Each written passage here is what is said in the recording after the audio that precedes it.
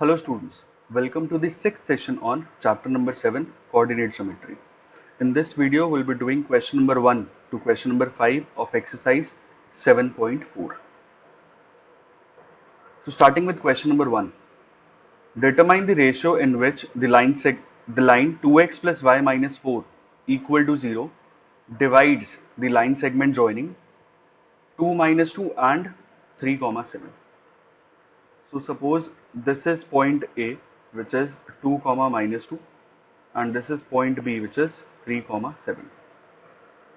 And हमें क्या करना है, अगर एक लाइन पॉइंट ए बी को जो ज्वाइन करती हुई लाइन है अगर इसको डिवाइड कर रही है, बीच में इसको इंटरसेक्ट करती हुई जा रही है, सपोज पॉइंट पी पे this line is 2x plus Y minus 4 equal to 0, तो हमें बताना है कि ये किस रेशो में इसको डिवाइड करेगी, मतलब AP रेशो PB क्या होगा, हमें ये फाइंड करना है।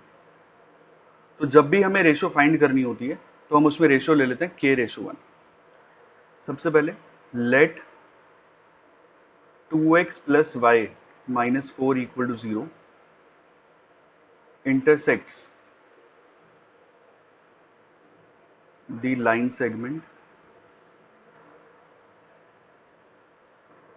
AB at P and जो रेशो है AP ratio PB let us assume that is K/1, ये हमने एज्यूम कर लिया। So this is K/1। सो अगर हमें यहाँ पे K की वैल्यू निकालनी तो सबसे पहले हम सेक्शन फॉर्मूला यूज करके पॉइंट P के कोऑर्डिनेट्स निकालते हैं। तो using section formula,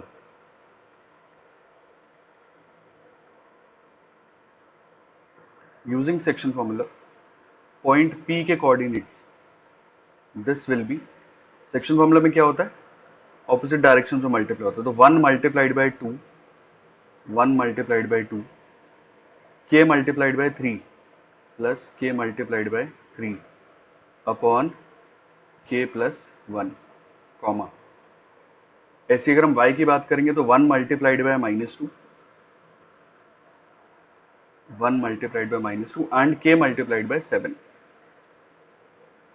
divided by K plus 1, ये आ गया। So point P will be 2 plus 3K upon K plus 1, comma 7K minus 2 upon K plus 1। ये पॉइंट P के कोऑर्डिनेट्स निकाल लिए हमने सेक्शन फॉर्मूले से। अब क्योंकि ये पॉइंट P इस लाइन के ऊपर लाई कर रहा है तो इसका मतलब इसको सैटिस्फाई करेगा, since point P lies on AB, therefore, तो P के कोऑर्डिनेट्स क्या रहेंगे, अच्छा पॉइंट P अगर इसके ऊपर लाई कर रहा है तो सैटिस्फाई करेगा, तो इसमें क्या होगा, 2x की जगह पे इसका x कोऑर्डिनेट, y की जगह पे y कोऑर्डिनेट, सो 2 times 2 plus 3K upon K plus 1, ये 2x हो गया, प्लस y की जगह पे y कोऑर्डिनेट पॉइंट P का 7K minus 2 upon K plus 1 minus 4 equal to 0। क्योंकि ये पॉइंट P इस लाइन के ऊपर लाई कर रहा था तो इस लाइन की इक्वेशन को सेटिस्फाई करेगा। सो अब यहाँ पे एलसीएम ले लेते हैं, एलसीएम इज K प्लस 1, तो ऊपर आएगा 2 2 जा 4 प्लस 3 2 जा 6K plus 7K minus 2 minus, अब ये 4 इस K प्लस 1 से मल्टीप्लाई होगा तो यहाँ आएगा 4 ब्रैकेट में K plus 1 is equal to 0। Terms को कंबाइन कर लेते हैं और ब्रैकेट ऊपर ओपन करते हैं, दिस K प्लस 1 इसको हम 0 से मल्टीप्लाई कर देंगे, क्रॉस मल्टीप्लाई, सो ये आएगा 6K plus 7K, this is 13K, 4 minus 2 this is 2, minus 4K minus 4 is equal to 0। 13K minus 4K ये बन गया 9K minus 2 equal to 0, so 9K की वैल्यू आ गई 2, K विल बी 2/9। तो इसका मतलब AP रेशो PB जो मैं फाइंड करना था that will be 2/9, this is the answer. Okay, moving on to the next question, question number 2, Find a relation between x and y if the points x, y, 1, 2, 7, 0 are collinear. जो last exercise हमने 7.3 किया उसमें हमने collinear वाली condition देखी थी कि for collinear points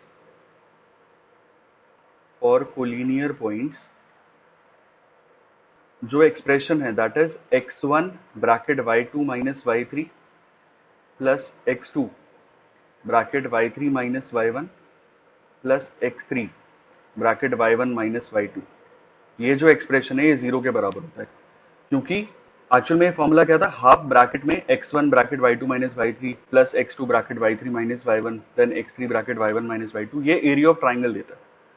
अगर तीनों पॉइंट्स कोलिनियर होंगे तो ट्राइंगल फॉर्म नहीं होगा, तो ट्राइंगल फॉर्म नहीं हो रहा दैट मीन्स जो ट्राइंगल की हाइट है वो 0 हो जाएगी, इस केस में बिल्कुल स्ट्रेट लाइन पे आ जाएगा, तो एरिया ऑफ ट्राइंगल 0 हो जाएगा अगर तीनों पॉइंट्स कोलिनियर होंगे। तो यही कंडीशन हम यहाँ पे यूज करेंगे। यहाँ पे लिख लेते हैं कि ये x1 y1 है, 1,2 is x2 y2, this is x3 y3। Values put करनी है, x1 इसकी जगह आ गया x, y2 माइनस y3 तो 2 minus 0 plus x2 1 bracket y3 minus y1 plus x3 which is 7 y1 minus y2 y minus 2, this is equal to 0। Simplify करेंगे, 2 minus 0 is 2, ये आ गया 2x, 1 into minus y this is minus y plus 7y minus 14 is equal to 0। So 2x plus 6y minus 14 equal to 0, तो ये आ जाएगा 2 common x plus 3y minus 7 is equal to 0। तो result आ गया x plus 3y minus 7 will be equal to 0। This is the answer और this is the relation जब ये तीनों पॉइंट्स कोलिनियर होंगे, is the required relation. Okay, moving on to question number 3. Find the center of the circle passing through the points 6 minus 6, 3 minus 7 and 3 comma 3. So this is 6 comma minus 6, मान लिया point A है, point B which is 3 comma minus 7 and point C which is 3 comma 3. Point O ये हमने centre assume कर लिया जिसके coordinates हैं suppose x, y। Let O x, y be the centre of the circle.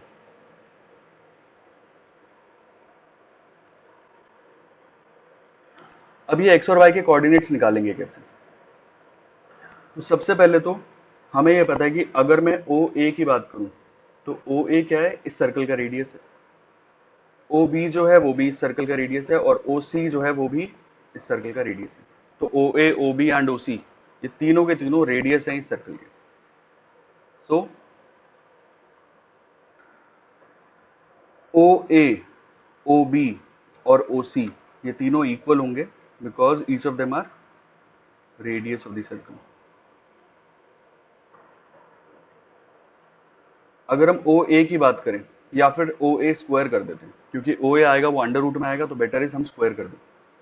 तो OA square will B, इसमें distance formula लगाया, OA x2 minus x1 का square plus y2 minus y1 का square, तो this will be x minus 6 का square plus y plus 6 का square.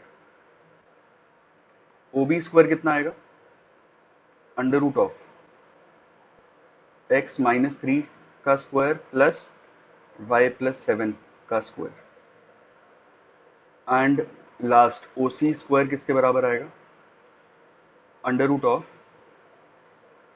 x minus 3 का square plus y minus 3 का square, x minus 6 का square plus y plus 6 का square, ये OA स्क्वायर आ गया। Similarly OB square distance formula से और OC स्क्वायर, अच्छा अंडर रूट नहीं आएगा क्योंकि हमने ऑलरेडी स्क्वायर कर दिया। अब हमें क्या करना है, अच्छा कहीं पर भी नहीं आएगा ये अंडर रूट, स्क्वायर ऑलरेडी कर दिया हमने। तो सबसे पहले हम क्या करेंगे, अब क्योंकि तीनों बराबर हैं तो हम OB और OC इनको ले सकते हैं, OA और OB इसको ले सकते हैं, या OA और OC इसको ले सकते हैं। तो हमें अब यहाँ पे पेयर बनाने, किन्हीं भी दो को ले सकते हैं, OA OB या OA OC, इस तरीके से कैसे भी ले सकते हैं। बट अगर हम ध्यान दें तो दोनों साइड्स पे OB और OC में दोनों में x माइनस 3 आ रहा है। तो अगर हम पहले OB स्क्वायर और OC स्क्वायर को ले लें तो उससे क्या होगा, OB square is x minus 3 का स्क्वायर, O और ये साथ में आएगा y प्लस 7 का square, and OC is x minus 3 का स्क्वायर प्लस y माइनस 3 का स्क्वायर। x माइनस 3 का स्क्वायर से x माइनस 3 का स्क्वायर कैंसिल आउट हो गया, और यहाँ पे स्क्वायर ओपन कर देते हैं, a प्लस बी का स्क्वायर और यहाँ a माइनस बी का स्क्वायर, तो a square plus B square plus 2ab is equal a square plus B square minus 2ab। Y square से वाई स्क्वायर कैंसिल हो गया, 14y प्लस 6y, माइनस का 6y left side पे आके plus का हो गया, will be equal to 9 minus 49, तो 20y is equal to minus 40, so y will be equal to minus 2। y की वैल्यू माइनस 2 आ गई। अब यहाँ का y तो पता चल गया, सेंटर का y कोऑर्डिनेट क्या होगा। अब हमें x निकालना है, तो x के लिए क्या करेंगे, जैसे अभी हमने OB और OC को लिया, ठीक है, अब हम OA और OB ले सकते हैं या फिर OA और OC ले सकते हैं, कुछ भी चलेगा। तो हम ले रहे हैं सबसे पहले OA square is equal to OB square. OA ये बन गया x माइनस 6 का स्क्वायर प्लस y प्लस 6 का square will be equal to x minus 3 का स्क्वायर प्लस y प्लस 7 का स्क्वायर। y की वैल्यू ऑलरेडी निकाल चुके हैं -2, तो y की वैल्यू -2 पुट कर दो, क्या बनेगा, you will get x minus 6 का स्क्वायर प्लस y की जगह -2 लगाया तो -2 प्लस 6, -2 प्लस 6 का square is equal to x minus 3 का स्क्वायर, x माइनस 3 का स्क्वायर प्लस y प्लस 7, तो y की जगह -2, तो ये आ गया -2 प्लस 7 का स्क्वायर। सिंप्लीफाई करते हैं, स्क्वायर ओपन कर दिया, ये सारे स्क्वायर ओपन कर दो, a square plus B square minus 2ab, 6 minus 2 is 4, 4 का स्क्वायर 16 इज इक्वल टू, यहाँ स्क्वायर ओपन किया, a square plus B square minus 2ab plus 7 minus 2 is 5, 5 का स्क्वायर 25, एक्स स्क्वायर से एक्स स्क्वायर यहाँ cancel out हो रहा है।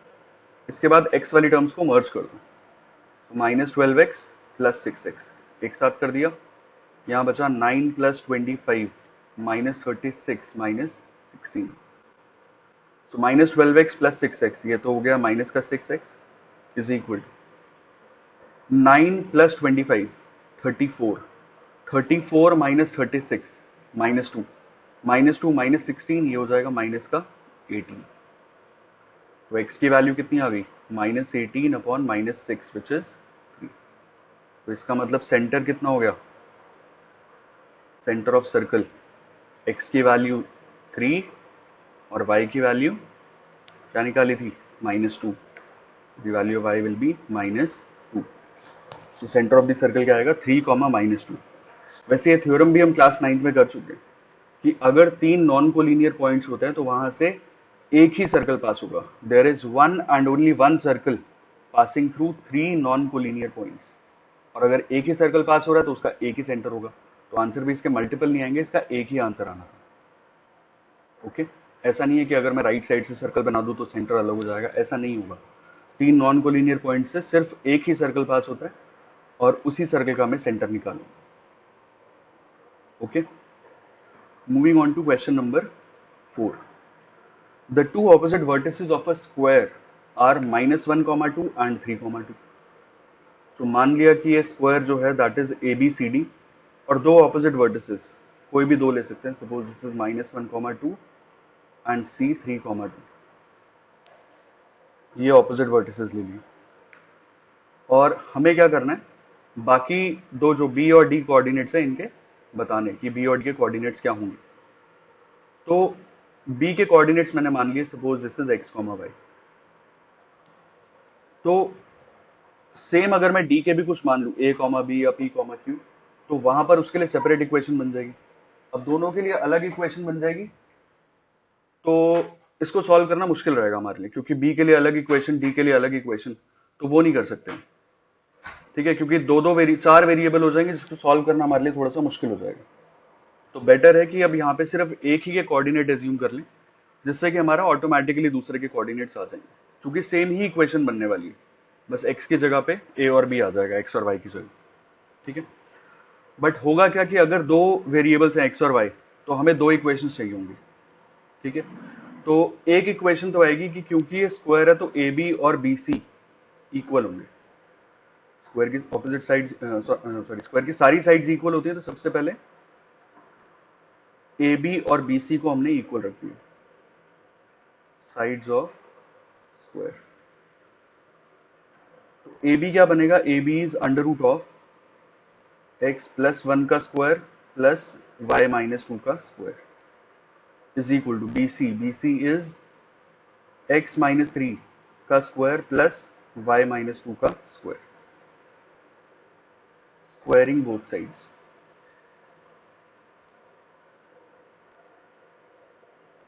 Squaring both sides किया तो क्या होगा, रूट हट जाएगा, तो ये आया x प्लस वन का square plus Y minus two का square is equal to X minus three का square plus Y minus two का स्क्वायर। दोनों साइड्स पे y माइनस टू का स्क्वायर है, ये यहाँ पे कैंसिल आउट हो गया। अब स्क्वायर्स ओपन कर दो, left hand side x plus one का square A square plus B square plus two A B, और राइट हैंड साइड पे A square plus B square minus two A B minus six x.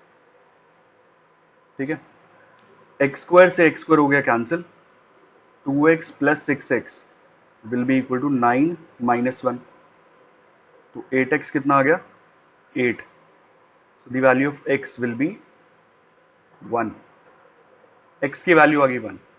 अभी भी y नहीं पता चला हमें। मैंने क्या बोला था कि जितने नंबर ऑफ वेरिएबल्स होते हैं उतनी नंबर ऑफ इक्वेशंस होना जरूरी होता है उनकी वैल्यू निकालने के लिए। तो अगर हमारे पास दो वेरिएबल्स हैं x और y, so I need at least two equations जिससे कि मैं x और y की वैल्यू निकाल सकूं।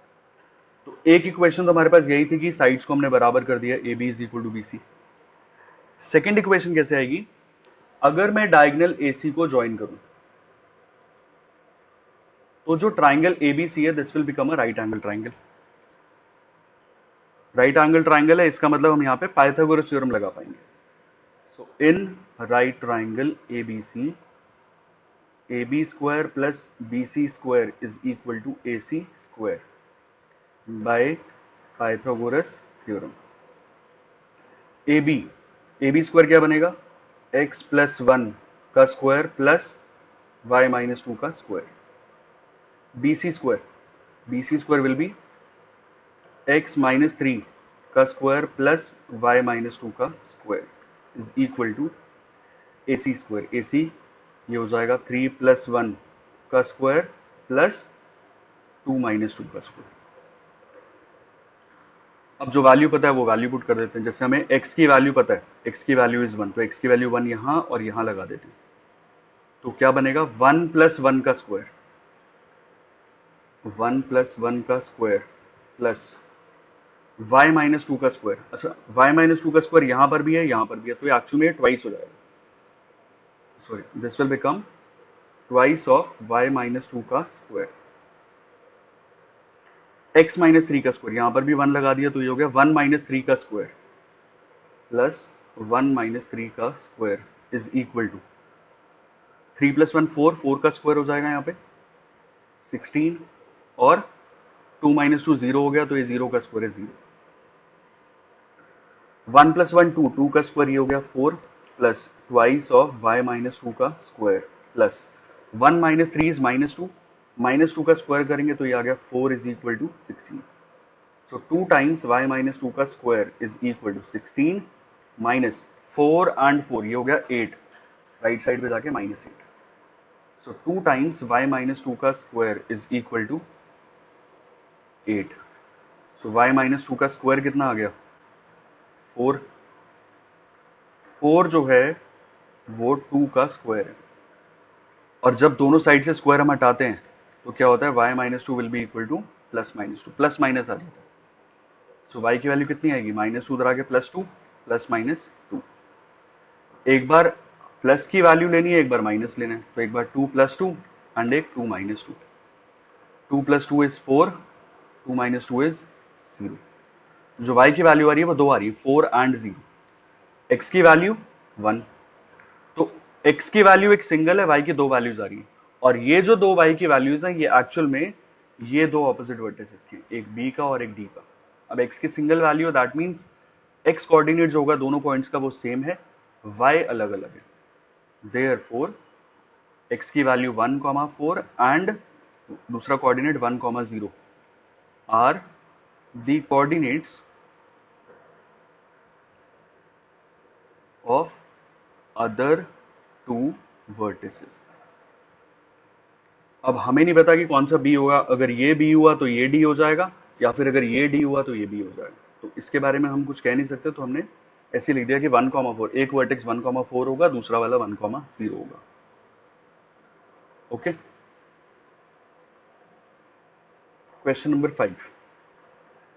The class 10 students of a secondary school in Krishna Nagar have been allotted a rectangular plot of land for their gardening activity. Saplings of gulmohar are planted on the boundary at a distance of 1 meter from each other. There is a triangular grassy lawn in the plot as shown in the figure. तो ये बीच में triangular grassy lawn है और ये rectangular plot था जो कि gardening के लिए दिया गया है. The students are to sow seeds of flowering plants on the remaining area of the plot. तो बाकी जो एरिया है यहाँ पे उनको फ्लावरिंग प्लांट्स की सीड्स लगानी है। Taking A as origin, find the coordinates of the vertices of the triangle. तो ए को ओरिजिन लेके हमें इसके कोऑर्डिनेट्स निकालने। तो अगर हम इसमें देखेंगे तो क्यू के कोऑर्डिनेट्स आएंगे, एक्स एक्सिस पे 3 है, वाई एक्सिस पे 2 आ रहा है, ये 2 और ये 3, so this will be 3, 2। R के देखेंगे तो आर जो आ रहा है वो यहाँ पे 6 से आ रहा है और यहाँ पे, so this is 1, 2, 3, 4, 5। तो x एक्सिस पे 6, y एक्सिस पे 5। और अगर पॉइंट P देखेंगे तो पॉइंट P यहाँ पे 4 पे आ रहा है और यहाँ पे 6, दिस विल बी 4, 6। तो कोऑर्डिनेट्स ऑफ पॉइंट